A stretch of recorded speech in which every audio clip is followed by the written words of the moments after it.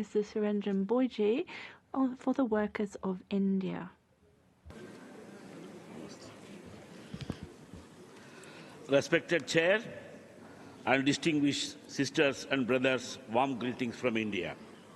The legacy of 106 years of the ILO reminds us our collective responsibility to uphold decent work, dignity, and social justice for all workers. At this pivotal time, the Director General's report, quote, towards a renewed social contract, aptly reminds us of the urgent need to restore trust, reinforce social dialogue, and advance equity in the world of work.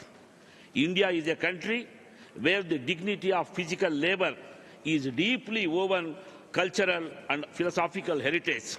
However, today we witness the world where labor is undervalued and poorly compensated. Even in government sectors, contract labor is on the rise. Labor migration, both within and across borders, remains a subject of global concern. Gaps in legal frameworks, lack of standards, adequate robust legal protection, weak enforcement, violation of ILO standards, and limited access to social protection continues to place many migrant workers, particularly those in informal sectors, in precarious and vulnerable conditions. Migrant workers often face precarious employment, weak legal enforcement, and blatant violations of labor standards. We urge ILO to address the two vital issues. Number one, international portability of social security funds.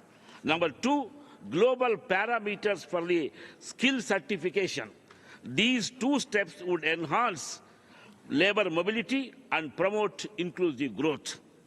The need of fair treatment, dignity, and respect for all categories of workers, including gig and platform workers, is a universal requirement.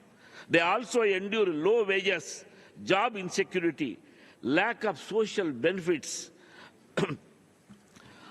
They also gender bias, long hours of work, and unsafe conditions, often promoted by large industries and multinational companies. It is important to note that the operations of multinational companies consistently align with the national laws and international labor standards. BMS pursues the policy of protest and dialogue, where the government's good initiatives are openly appreciated and any adverse measures, such as adverse measures affecting the labor, are vehemently opposed.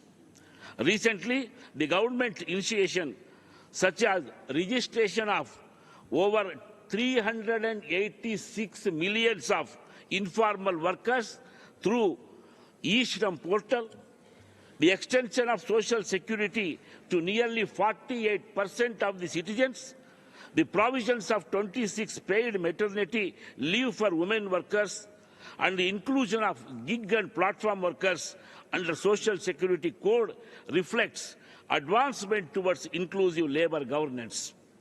The platform economy is expanding rapidly, creating new livelihoods.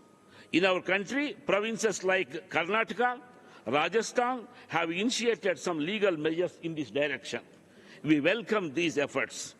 The rapid evolution of artificial intelligence and digital technologies present both opportunities and also risks.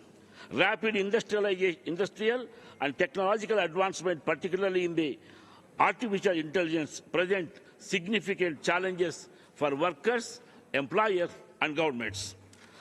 All nations must establish regulatory frameworks to prevent job displacement while harnessing the benefits of artificial intelligence. Gender equality, another priority area highlighted by in the Director General's report, deserves renewed attention. Priorities must include gender justice, women-related workplace safety, work-life balance, equal pay for equal work, and recognition of unpaid care work. The emerging concept of responsible business conduct benefits both employers and employees. RBC must become the norm, not the exception, It will bring a new work culture to the labor sector. We highlight the ILO Director General's recent report noting that, quote, trust in institutions is fading, unquote. This trust deficit needs to be addressed. We express our support for the Global Coalition for Social Justice and encourage wider and deeper collaboration among all stakeholders. Let us seize this opportunity to reaffirm our collective commitment to building a just, resilient, and human-centered framework. We place our appreciation on the commendable efforts in the ILO ongoing tripartite activities. All its efforts must reflect today realities while preserving the core values that have guided the ILO since its inception. Thank you for patient listening. Dhanyawad.